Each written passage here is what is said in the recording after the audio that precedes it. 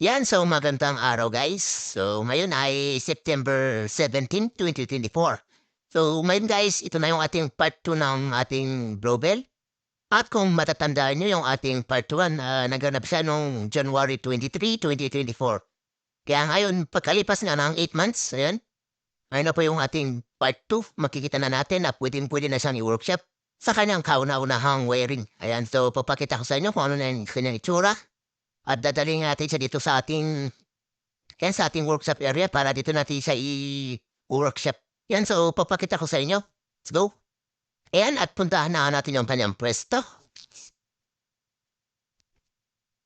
At ito na nga guys yung ating global. At 7 buwan nang nakalipas, ganito na nga karami at kakapal ang bagong shoots ng ating material. Ayan, at sa kondisyon nga ng ating mga sanga, pwede na nga natin itong nataga ng mga wires. Dito napansin ko rin na pwede rin parang tubuan ng shoots ang mga ugat ng global. Marupok na rin yung iniligay natin tali. Ayan, so next step natin, ililipat na nga natin siya sa ating workshop area. Sa ating part 1 nga ng ating video, may ilan ngang nag-comment sa ating material na hindi daw ito Blowbell Vietnam. Pagkus ito daw ay Blowbell Jensen at wala daw tinik ang mga Blowbell Vietnam. At may nakapagsabi rin na ordinary Blowbell lang ito. Kaya at maraming salamat pa rin sa inyo. At least nalalaman natin kung ano yung totoong ID ng material. And dito nga, papasulya po lang sa inyo yung ating buong puno bago natin ito sisimulan. Para naman sa kanyang unang latag.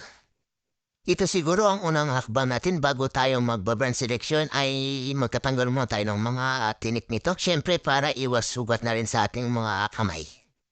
Dito nga para naman sa ating ugat, ayan, chinig ko nga medyo tagal-tagal pang proseso to. Hindi pa nga siya ganun katibay para kumapit sa ating bato. At sa pag-workshop nga na ito, gusto ko lang subukan kung pwede bang i-rock clasping ang uri ng mga blowbell. Kung pwede ba at may kakayahan ba ang mga ugat nito para kumapit sa mga bato. Hindi rin naman ito yung kanyang final, ayan. At syempre, hihingi pa rin tayo ng mga opinion sa ating mga master, lalong-lalo na sa mga bihasa o batak na batak pagdating nga sa mga blowbell na material. Ayan, at dito nga tayo. Kung maalala nyo sa ating part 1 na nilatagan nga natin itong ating second branch. At dito nga tayo nag-encore sa ating first branch. Ayan. At bago mang lahat, dilinisin nga at tatanggalin muna natin itong kanyang mga damo. Siyempre, mas malinis, mas maganda. Yan sabi rin ng mga ibang master natin dyan, kapag nga daw tinutubuan ng iba't ibang uri ng mga damong ating mga pasok, healthy at may nutrients daw ang ating mga lupa. Ayan na nga para sa ating unang hakbang, siyempre ang pagtatanggal ng mga tinik nito. Ayan dito sa pagtatanggal nga ng tinik, grabe pala tong blowbell na to. Sa karamihan siguro dyan, kaya ang blowbell na i-workshop na hindi tinatanggal ang mga tinik. Pero sa akin, nakikita nyo naman kahit nakagloves ako, grabe. Tagos pa rin ang mga tinik ng ating blowbell. Mas lalo na kaya kung walang gloves at i-workshop itong blowbell, kurado sugat-sugat ang ating mga kamay. Ayan, ilang minuto ang nakalipas. At tanggal na nga natin lahat ng mga matitigas na tinik. Ayan. At sinabay ko na nga rin ang pagtanggal ng mga ibang dahon ng mga old leaf. At next na ginawa ko dito after ay na branch selection na nga rin. Yan nga guys, kung makikita nyo, ganyang karami lahat ng mga natanggal na tinik at mga old leaf. Ay naman, maghahanda na tayo ng ating wire. Kagamit tayo ng 1.2 black coated aluminum wire. At dahil nga wala tayong black coated na 2mm, kagamit tayo ng bronze na 2mm. Dito nga malinis na yung ating material at syempre naka-bronze selection na rin tayo. Ngayon naman, ang next step natin ay ang kanyang unang latag. Ang una nga natin ditong gagawin, lalatagan nga muna natin ang mga sangang nangangailangan ng 2.5 mm. Siyempre, uunahin natin sa baba, paakyat, papuntang apex. Sa ating workshop nga na ito, hindi tayo nangangailangan ng mas malalaking mga wires. 1.2 at 2mm lang ang kailangan natin dito. Sa aking pag-workshop nga, ito yung kauna-unahang global na aking nahawakan at hindi pa nga natin masyadong alam ang behavior ng puno. And para naman sa kanyang mga branches, napansin ko, hindi naman siya ganun kabrittle kapag ibinaluktot. Sadyang ang kanyang mga tinik nga lang ang medyo mahirap dito at isang uubos ng oras sa pagtatanggal nito. Ang paraan nga na ginawa ko dito dahil maliit lang naman ang puno, nilatagan ko nga muna lahat ng wires bago ko ito ipinorma. At yun ang kagandahan kapag naka-burn selection ka na. At yan sa pag-workshop nga at pag-aware ng ating material, napakahalagang gawin mo dito ay yan, enjoyin mo lang talaga.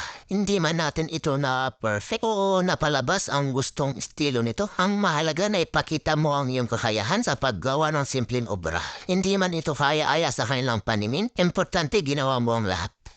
So yun guys, ito na nga yung kinalabasan ng ating pag-workshop. Medyo matatagalan tayo sa pag-train ng kanyang ugat para mapakapit ito sa kanyang bato. Gayunpaman kasama talaga yun sa ating pagbubonsai. Ito naman yung ating top view ng puno. Yun, so si Sir Brian na nga ang magtutuloy ng ating sinimulan. Sa kanyang dry food naman, siya na ang magde-decide kung ano naman ang ipapahit niya. Siyempre, sa kanyang paso, siya na rin ang magde-decide kung anong klaseng paso ang papalit niya. Yun, so yun guys, pagkalipas nga ng isang oras, tapos na po yung ating workshop about sa ating bluebell ni Sir Brian. And so ngayon guys, i-deliver na natin sa kanyang bahay. And malapit na naman po yung kanyang area. Kaya bubuhat na natin ito ang kanyang material. Guys, let's go. Punta natin sa kanyang area. Ayan, maraming salamat. Thank you. Kita na nga yung farm ni Sir Brian. Ayan, sobrang dami niyang mga alaga. At sa wakas, nakauwi na ang kanyang bluebell. At syempre, nagpapasalamat pa rin tayo kay Sir dahil nga nagustuhan niya rin ang ating gawa. Ayan, matagal-tagal nga rin na nag-stay sa atin ito. Halos 8 months. At least ang mahalaga, ayan, nakauwi ka na sa iyong amo. At syempre, yung amo mo na rin ang magtutuloy sa'yo. At sana balang araw, hindi man ngayon, masisilayan nga kita sa isang show. Yun, so salamat pa rin sa suporta.